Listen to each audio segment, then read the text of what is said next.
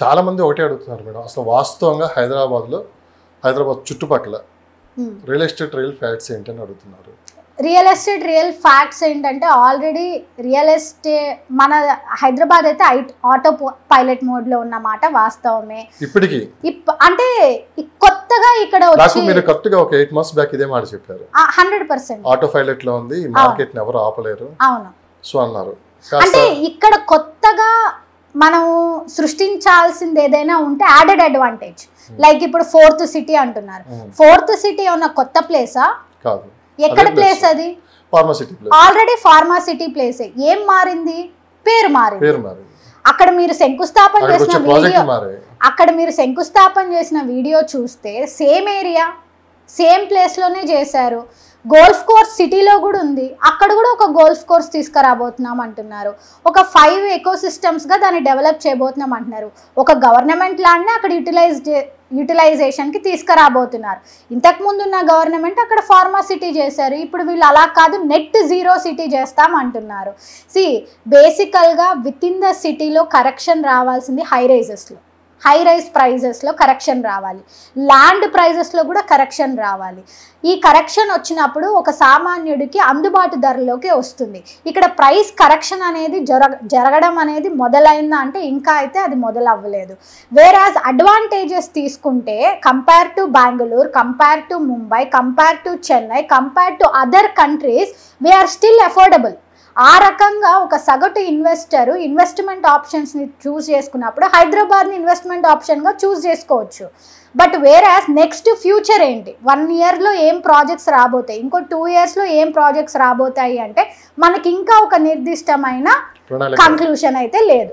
4th city తప్పిస్తే apart from that నార్త్లో ఏమొస్తుంది, సౌత్లో ఏమొస్తుంది తప్పిస్తే మనకు కొత్తగా ఏమీ లేవు. ఆల్రెడీ ఉన్న ప్రాజెక్ట్స్ని వీళ్ళు కంటిన్యూషన్ ఎగ్జిక్యూషన్ తీసుకొస్తారు తప్పిస్తే వీళ్ళు కొత్తగా ఏదైనా అంటే వీళ్ళకంటూ ఒక మార్క్ ఏం చేయబోతున్నారు. ఇప్పుడు బీఆర్ఎస్ అంటే మీకు టక్కన ఏం గుర్తొస్తుంది మనకు?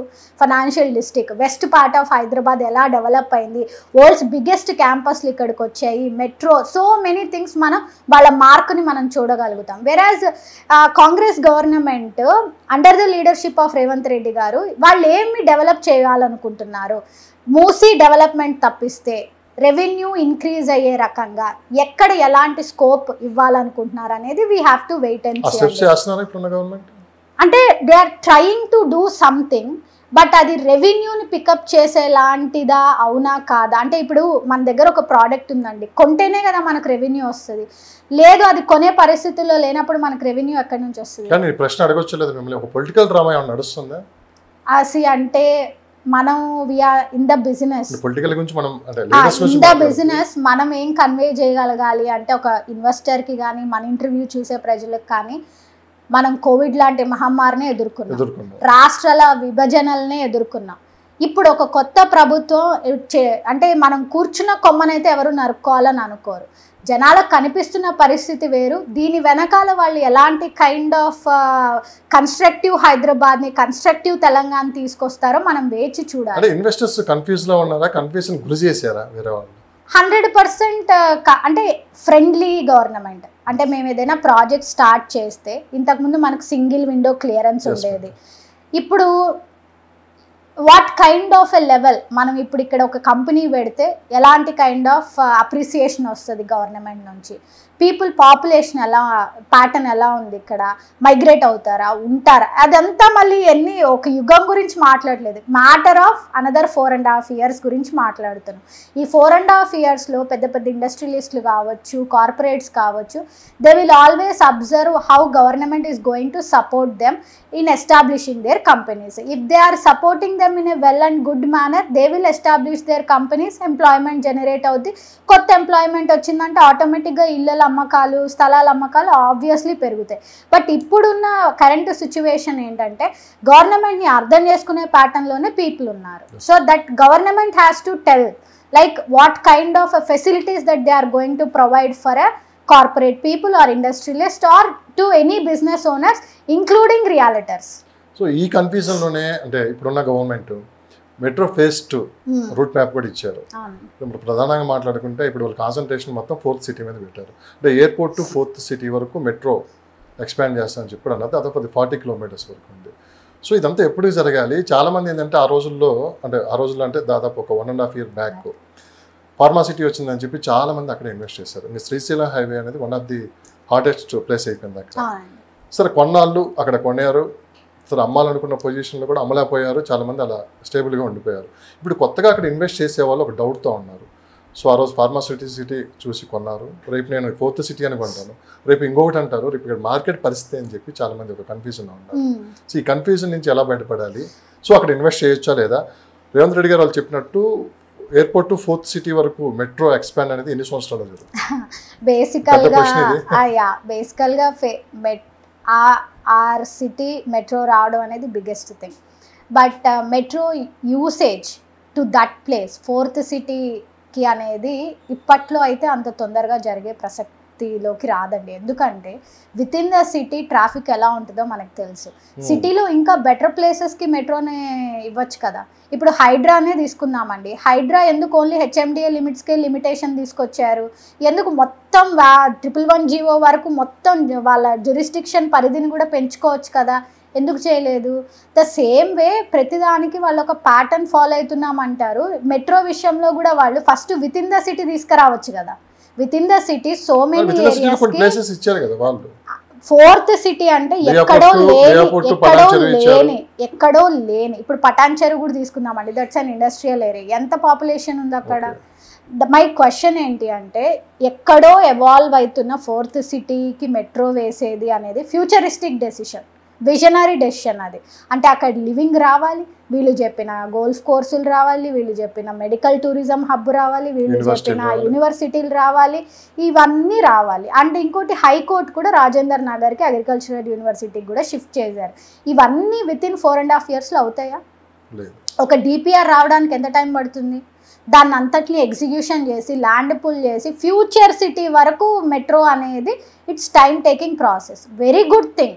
మనం అదర్ కంట్రీస్లో చూసుకుంటే మెట్రో అనేది ఎయిర్పోర్ట్కి వెరీ ఈజీ యాక్సెసిబుల్గా ఉంటుంది. వేరాజ్ ఈరోజు వీళ్ళు ప్రతిపాదిస్తున్న ఏరియాస్ ఏవైతే ఉన్నాయో టువర్డ్స్ ఫ్యూచర్ సిటీ అనేది అంత తొందరగా అయితే అవ్వడానికి స్కోప్ ఉండేది కాదు. అది తక్కువ టైంలో ఫినిష్ చేయగలిగితే వెల్ అండ్ ఫైన్. కానీ మెట్రో అక్కడికి వేసినా సరే అక్కడ ఏముండాలి? మనుషులు ఉండాలి కదా. ఎవరి కోసం మెట్రో? కాయగూరల వాళ్ళ కోసం, పూలు అమ్ముకునే వాళ్ళ కోసం. ఎవరి కోసం మెట్రో ఎవరికి యూజ్ అవుతుంది? బిజీ పీపుల్కి యూజ్ అవుతుంది. మీరు ఫారిన్ కంట్రీస్లోకి వెళ్ళి చూసారనుకోండి, మెట్రోలో కంపెనీ CEOలు కూడా ఎక్కువ ఆఫీసులకు వెళ్ళిపోతుంటారు. మనం ఇక్కడ పరిస్థితి ఉందా? మనకు మెట్రో అనేది మనకి అసలు ఏ రకంగా యూటిలైజేషన్లోకి వస్తుంది? సో కాబట్టి ఏంటంటే మెట్రో వాళ్ళు అక్కడికి ప్రతిపాదించడం అనేది ఎప్పటికీ ఫుల్ఫిల్ అవ్వగలుగుతుంది ఫుల్ ఫ్లెడ్జ్డ్గా అంటే ఎప్పుడైతే ఇక్కడ పీపుల్ అక్కడికి వెళ్ళి ప్లాట్లు కొన్నోళ్ళు ఇల్లులు కట్టుకొని వాళ్ళు టు అండ్ ఫ్రో సిటీకి రాగలుగుతారో అప్పుడు యూటిలైజ్ అవుద్ది. అది ఎప్పటికవుద్ది? 5 ఏళ్ళకా? 10 ఏళ్ళకా? అసలు ఫ్యూచర్ సిటీ ఎప్పటికవుతుంది? మనం 5 ఏళ్ల నుంచి ఫ్యూచర్ సిటీ వింటున్నాం. మీలాంటి ఎక్స్పర్ట్సే చెప్తున్నారు కదా ఆ చుట్టుపక్కల భూములు కొనండి అని చెప్పి. భూములు ఎక్కడైనా కొనాలి. ఫ్యూచర్ సిటీ శ్రీశైలం హైవేలో అయినా కొనాలి, వరంగల్ హైవేలో అన్నా కొనాలి, బెంగళూరు హైవేలో అన్నా కొనాలి, విజయవాడ హైవేలో అన్నా కొనాలి. On the basis of what? ఏం బేస్ చేసుకొని మనం కొనాలి అంటే not only the road transportation మాత్రమే కాదు, అక్కడ లివింగ్కి సపోర్ట్. ఇప్పుడు ఎడారిలో వెళ్ళి ఉండగలుగుతామా అండి? మనం ఎడారిలో వెళ్ళి ఉండగలుగుతాము? ఉండలేం. ఎందుకు? ఎడారి 8,000 స్క్వేర్ కిలోమీటర్లు ఉంటుంది, పెద్ద ఎడారి ఉందని చెప్పి మనం అక్కడ వెళ్ళి ఉండగలమా?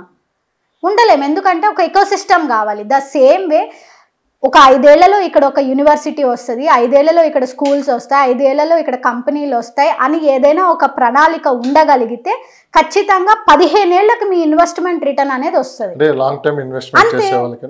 అంతేగాని షార్ట్ టర్మ్ గోల్స్కి కాదు. అంటే 5 ఏళ్లకో 10 ఏళ్లకో కాదు. ఇప్పుడు అదే ఫ్లక్చువేషన్ని ఫీల్ అవుతున్నారు. అంటే మొన్న పెట్టిన వాళ్ళందరికీ గజం 20,000 పెట్టిన వాళ్ళకి ఈరోజు 45,000 రావాలని ఆలోచిస్తున్నారు. But that is not possible.